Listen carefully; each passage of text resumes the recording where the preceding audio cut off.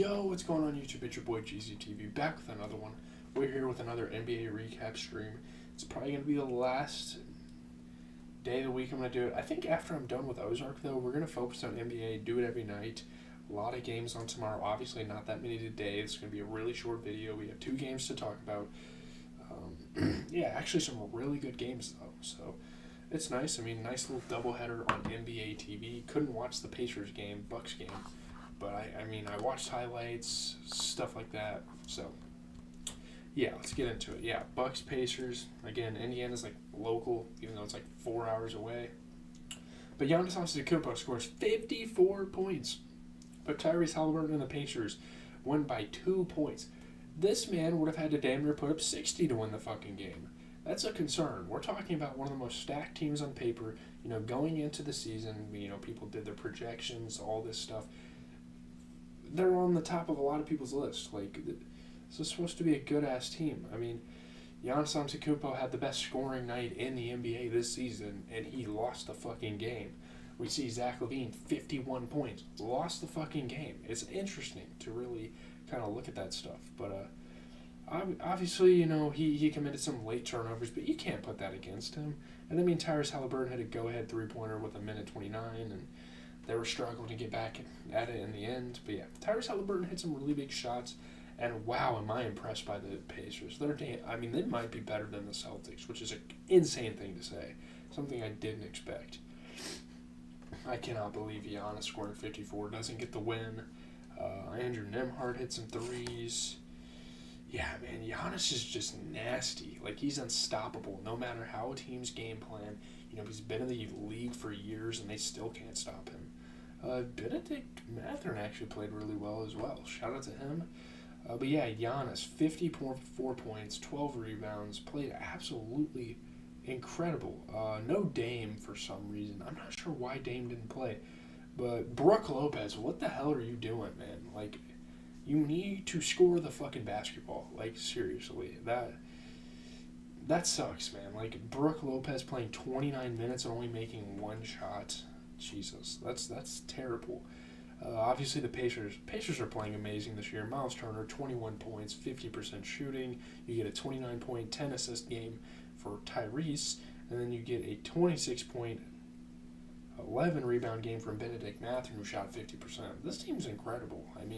There's going to be faults in their game. They might get exposed, sometime in the season, but now they're coasting, man. They're looking great, but yeah, we can move on to the final game I want to talk about. Obviously, the only other game. And we have the NBA Mexico City game between the Hawks and the Magic. Trae Young scores 41. It's been a while since we've seen some good Trae Young games. He's definitely been shooting pretty shitty recently, especially like coming off the playoffs last year. In the play-in and shit like that.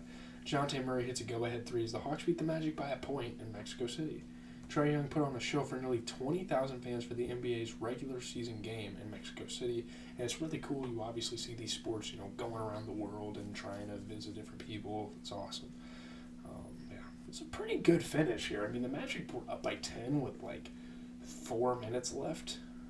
And I don't know. DeJounte Murray just good at getting at the rim. That's just a really quality basketball player. Trae Young, great fakes against the defense. Yeah, 50 and lost is insane. I don't understand.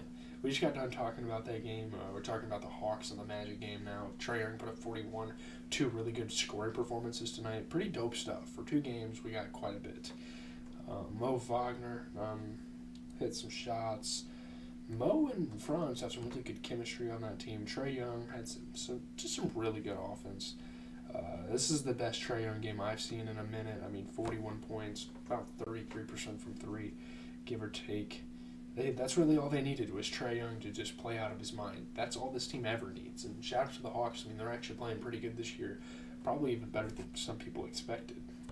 They've won some really big games, and obviously the Magic aren't great, but they're definitely not as bad as they used to be. 21 points for Jalen Suggs, 80% from 3, 70% overall. What do they need to work on? I guess Joe Ingles could have hit a couple more shots. I don't fucking know. I think they still played a pretty solid game. I just don't really know what to say about it at this point. really good team. And the Magic, though, I think they're pretty good, pretty impressive. As we're gonna look forward to the Friday games. Boston and the Nets should be a pretty interesting game. I'm just going through games I'm interested in. Pelicans, Rockets. Oh, in-season tournaments all day tomorrow, or all night tomorrow. Like every game's playing, which is really cool. Cool stuff there. There's really not that many super good games I'm looking forward to. I mean, yeah, pretty much Pelicans, Rockets, and Nets, Celtics. Those are the only two big games on tomorrow that are going to be interesting. The Rockets are actually pretty good this year, so that's why I'm saying that. You may think I'm delusional, but I'm not going to be here for the recap, of course, but yeah, Cam Thomas is out, so yeah, it should be pretty easy for the Celtics. I better hold back there, though, because the Celtics, they struggled against the Sixers. We'll